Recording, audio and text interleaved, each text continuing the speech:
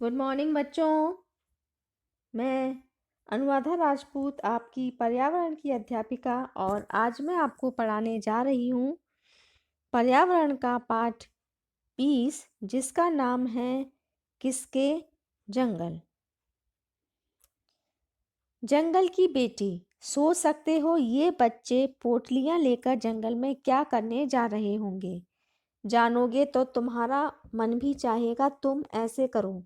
असल में ये बच्चे जंगल में जाकर कूदते हैं, दौड़ते हैं, पेड़ों पर चढ़ते हैं और अपनी कुदुक भाषा में गीत गाते हैं। गिरे हुए फूल पत्ते बीनकर मालाएं गुलदस्ते बनाते हैं, जंगली फलों का मजा लेते हैं और तरह तरह के पक्षियों की बोली निकालते हैं। इन बच्चों के साथ होती हैं इनकी प्यारी दीदी सूर्यमणि। सूर्यमणि हर रविवार बच्चों को जंगल में ले जाती हैं। झारखंड के इन जंगलों में घूमते समय सूर्यमणि बच्चों को वहाँ के पेड़ पौधों और जानवरों की पहचान कराती हैं। बच्चों को जंगल में लगी ऐसी क्लास में खूब मज़ा आता है। जंगल को पढ़ना किताबें पढ़ने जितना ही ज़रूरी है, कहती हैं सूर्यमणि। वह कहती हैं हम आदिवासियों की ज़िंदगी जंगलों से ही जुड़ी है। अगर जंगल नहीं बचेंगे तो हम भी नहीं बचेंगे।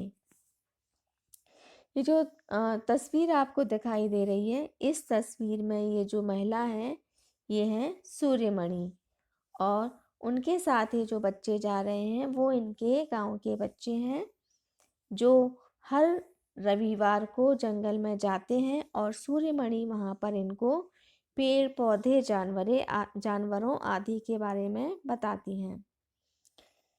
ये जो कहानी है एक सच्ची कहानी है। सूर्यमणि एक चमकता सितारा है।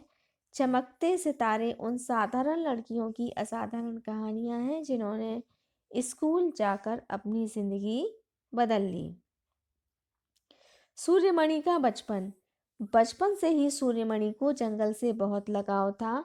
वह स्कूल जाने का सीधा रास्ता छोड़ जंगल के रास्ते से आती जाती थी। सूर्यमणि के पिता की छोटी सी खेती थी। उनका पूरा परिवार पास वाले जंगल से जड़ी बूटी इकट्ठी करके बाजार में बेचता था। उनकी माँ बांस से टोकरी बुनकर और गिरे हुए पत्तों से पत्तल बनाकर बेचती थी। पर जब से शंभू ठेकेदार आया, जंगल से एक पत्ता उठाना भी मुश्किल हो गया था। सूर्यमणि के गांव के लोग ठेकेदार से डरते थे पर बुधिया माई नहीं डरती थी। वह कहती इन जंगलों पर हम आदिवासियों का हक है, हम इनके रखवाले हैं। ठेकेदार की तरह हम जंगल काटते नहीं। हमारे लिए तो जंगल हमारा साझा बैंक है, मेरा या तेरा नहीं। जितनी ज़रूरत है उतना ही हम जंगल से लेते हैं। जंगल का खजाना हम लूटते नहीं। छोटी सी खेती के सहारे घर चलाना मुश्किल हो रहा था।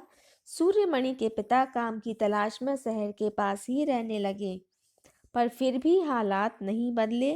कभी खाना होता कभी नहीं। मनिया चाचा अपनी पंसारी की छोटी सी दुकान से कभी कभी सूर्यमणि के घर अनाज भेज दिया करते। उन्होंने कोशिश करके सूर्यमणि का दाखिला विशनपुर गांव के स्कूल में करा दिया। उसे वहीं रहकर पढ़ना था। स्कूल से ही फीस, खाना, कपड़े, किताब सब कुछ मुफ्त मिलने वाला था। पर सूर्यमणि को अपना गांव जंगल छोड़कर दूर जाना पसंद न था। पढ़ोगी नहीं तो भूखों मरोगी। मनिया चाचा ने समझाया, भूखों क्यों, यह जंगल है ना। सूर्यमणि का जवाब तैयार था, अरे पगली, हम आदिवासियों को अपने जंगलों से हटाया जा रहा है। कहीं खदान खोद रहे हैं, कहीं बांध बना रहे हैं। जंगल के अधिकारी भी सोचते हैं जंगल उनके हैं। मेरी मान पढ़ लिख कर कायदा कानून समझेगी तो शायद जंगल बचा पाएगी। छोटी सूर्यमणि मनिया चाचा की बात कुछ कुछ समझ गई। सूर्यमणि का सफर।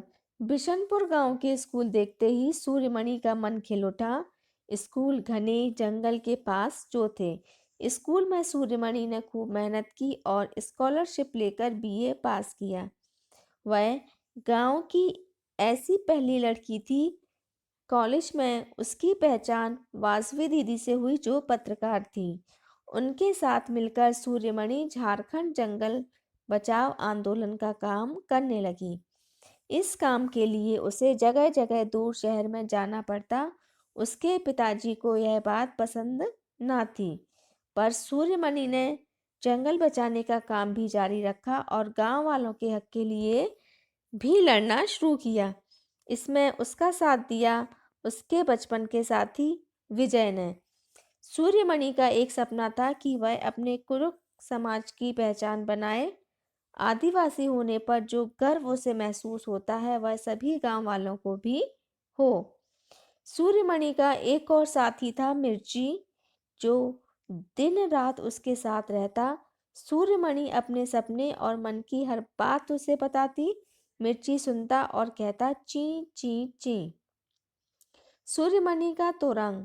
सूर्यमणि 21 साल की थी जब उसकी वासवी दीदी और कई लोगों की मदद से एक केंद्र खोला। उसने इस जगह का नाम रखा तोरांग। कुदुक भाषा में तोरांग का मतलब है जंगल। सूर्यमणि चाहती थी कि लोग त्योहारों पर अपने गीत गानों को गाएं, उन्हें भूलें ना और अपने पहनावों को चाव से पहने। जड़ी बूटियों की समझ और बांस की चीजें बनाने की कला बच्चे भी सीखे। अपनी स्कूल की भाषा तो सीखे ही, अपनी कुदुक भाषा का रिश्ता भी उससे जोड़ें। यह सब तोरांग केंद्र में होता है। तोरांग में कुदुक समाज और अन्य आदिवासियों को खास किताबों को संभालकर रखा गया। गाने बजाने की कई चीजें जैसे बांसुरी, तरह तरह के ढोल भी हैं। कहीं अन्याय हो रहा हो, किसी को डर हो कि उसकी जमीन हड़प ली जाएगी, कोई रोजगार छिनने जाने से परेशान हो, जिस किसी को भी मदद की जरूरत होती, वह सूर्यमणि की मदद लेता। सूर्यमणि सबके हक के लिए लड़ती है। सूर्यमणि ने अपने साथी विजय के साथ शादी कर ली है। दोनों साथ में काम करते हैं। आज उनके काम को कई लोग सराहते हैं, उन्हें विदेश भी बुलाते हैं। उनके अनुभवों से सीखने के लिए, जंगल के नए कानून बनाने के लिए आज भी वहां लोग अपनी आवाज उठा रहे हैं।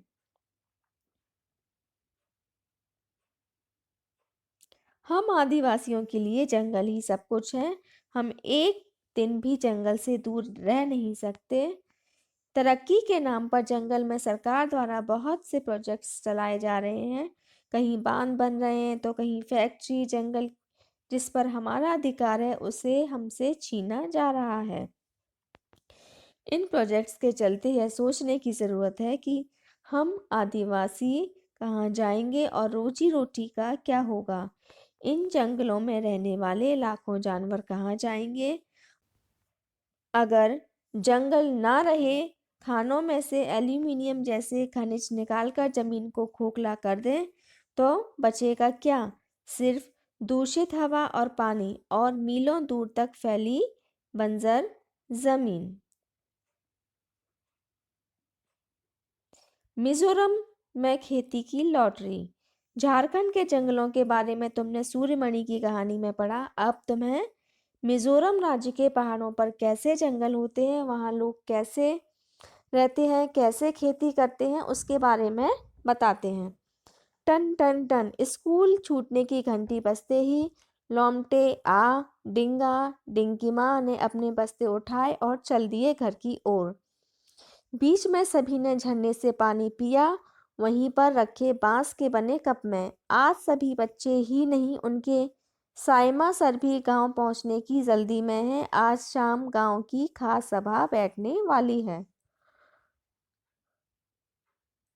इस साल किस परिवार को खेती की कितनी जमीन मिलेगी, इसकी लॉटरी निकलने वाली है। जमीन को साझा मानकर सब लोगों को बारी बारी उस जमीन पर खेती करने का मौका मिलता है।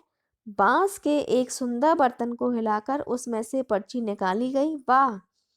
साइमा सर के परिवार का पहला नंबर आया। वे बोले, झूम खेती की पहली पर्ची मेरे परिवार के नाम आई है, यह मेरे लिए खुशी की बात है।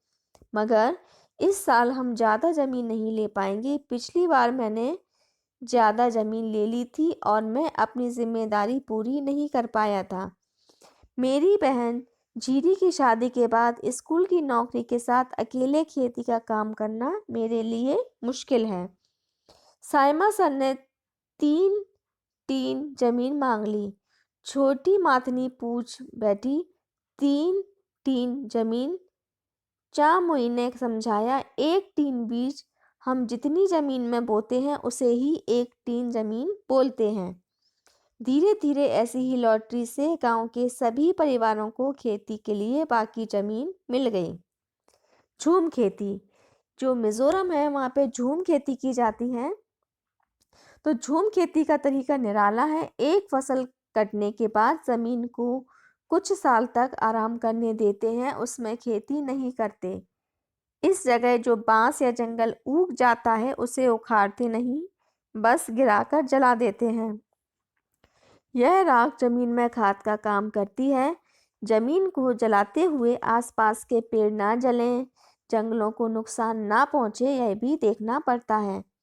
फिर जब इस जमीन में खेती की बारी आती है तो जमीन को जोता नहीं जाता, मिट्टी को हल्के से हिलाकर बीज छिड़क देते हैं। एक ही खेत में अलग अलग तरह के बीज जैसे मकई, सब्जियां, मिर्च और चावल बोए जाते हैं। फसल के समय भी अनचाही घास और पौधे को उखाड़ते नहीं हैं, उन्हें गिरा देते हैं ताकि वे जमीन की मिट्टी में मिल जाएं। इससे भी जमीन उपजाऊ बनती है। अगर किसी परिवार में किसी कारण खेती का काम पिछड़ जाता है तो दूसरे लोग मदद के लिए आ जाते हैं। बस उस परिवार को उन्हें खाना खिलाना पड़ता है। मुख्य फसल चावल की ही होती है। फसल तैयार होने पर उसे घर ले जाना पीठ तोड़ मेहनत का काम है। सड़कें तो हैं नहीं, बस ऊंचे नीचे पहाड़ हैं।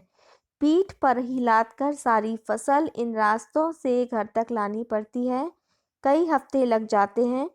फसल पकने पर गांव में सबसे बड़ा त्योहार मनाया जाता है। सब साथ में खाना पकाते हैं, खाते हैं और मजे करते हैं। चिराव नाच भी करते हैं। इस नाच में जमीन पर बांस की डंडी लेकर दो दो लोगों की जोड़ी आमने सामने बैठती है। लोग ढोल की ताल पर डंडियों को जमीन पर पीटते हैं। डंडियों के बीच लोग एक कतार में खड़े होकर कूदते हैं और नाचते हैं। चराव नाच के बारे में पता करो, कक्षा में नाच करो। मिजोरम में लगभग 3/4 लोग जंगलों से जुड़े हैं। मुश्किल जीवन जीते हुए भी लगभग सभी बच्चे स्कूल जाते हैं। इस चित्र में देखो बच्चे कैसे मस्ती में पत्तों से सीटियां बजा रहे हैं। ऐसी कई सीटियां तुमने भी तो बनाई हैं। तो ये जो पाठ था, इस पाठ में हमने पढ़ा था सूर्यमणि और उसके जंगल के बारे में, और जंगलों को बचाने के लिए उसने जो मेहनत की थी, उसने जो प्रयास किए थे, उसके बारे में हमने जाना। इसी के साथ हमने पढ़ा कि मिज़ोरम जो है वहाँ पे किस प्रकार की खेती की जाती है, कौन कौन से फसलों की खेती की जाती है। और तो वहाँ पे हमने जाना कि वहाँ की खेती को हम जो तरीका है उसको झूम खेती कहते हैं। और यहाँ पे लॉटरी सिस्टम रखा जाता है कि हर साल लॉटरी निकाली जाती है कि जो ये ज़मीन है वो कौन जोतेगा। और मिज़ोरम के डांस, चिराव डांस के बारे में भी हमने पढ़ा कि चिराव डांस क्या होता है। आशा है आपको ये पाठ अच्छे से समझ में आ गया होगा। धन्यवाद।